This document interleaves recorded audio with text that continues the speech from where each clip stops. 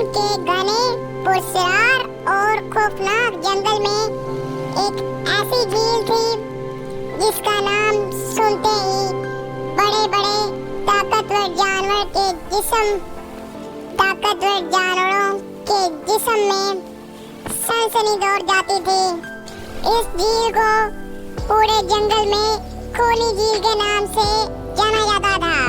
दिन के वक्त ये झील बिल्कुल आम लगती थी।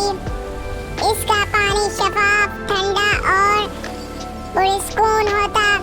परिंदे इसके किनारे बैठकर चहचहाते, हिरन पानी पीते और हाथी अपनी सूंड से पानी उड़ा कर नहाते।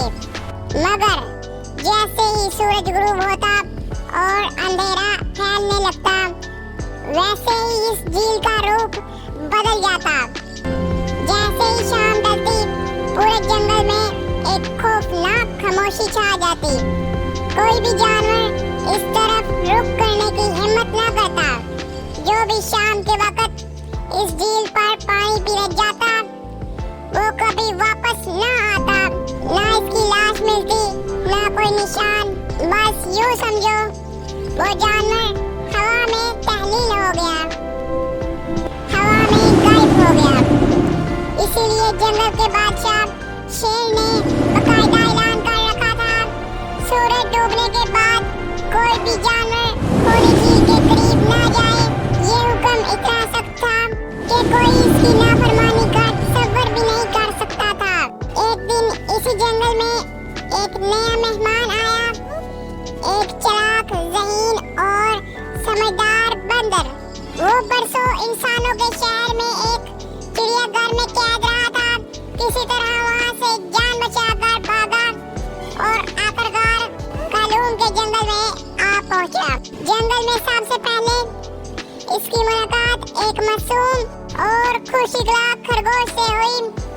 खरगोश ने हैरत से पूछा, तुम कौन हो? पहले तो यहाँ कभी नहीं देखा तुम्हें। बंदर ने बड़ी भाई, मैं इंसानों के शहर के चिड़ियाघर में कैद था। बड़ी मुश्किल से जान बचाकर भाग आया हूँ। क्या इस जंगल में मेरे रहने की कोई जगह है? खरगोश मुस्कुराया, ये जंगल हम सब जानवरों का घर है, जानवरों का घर है। आओ मैं तुम्हें पूरा जंगल दिखाता हूँ। खरगोश ने बंदर को जंगल के कोने कोने की सैर करवाई। हाथियों की चरागाह, हिरणों के मैदान, परिंदों के दरख्त और यहाँ तक कि शेर बादशाह की शाही गार भी दिखाई।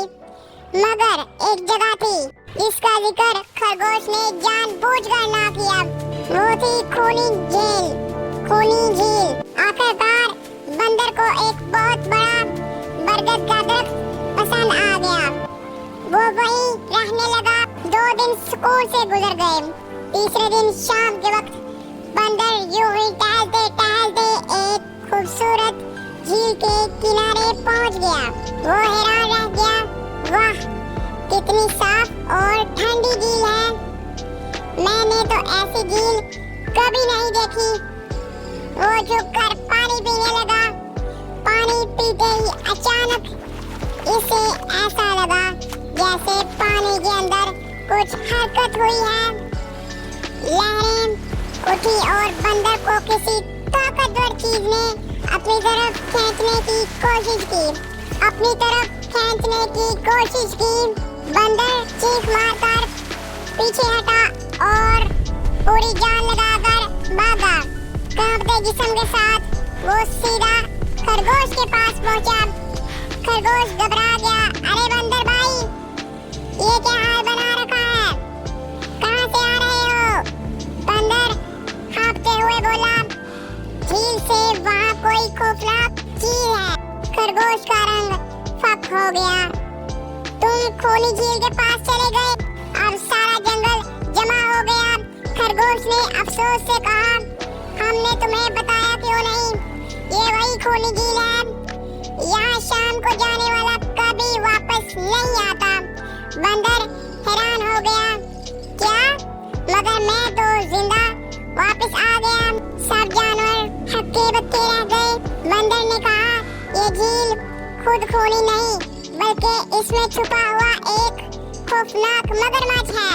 सब चौंक उठे, किसी को यकीन न आया। चुनाचा फैसला हुआ कि आज रात सब छुपकर हकीकत देखेंगे।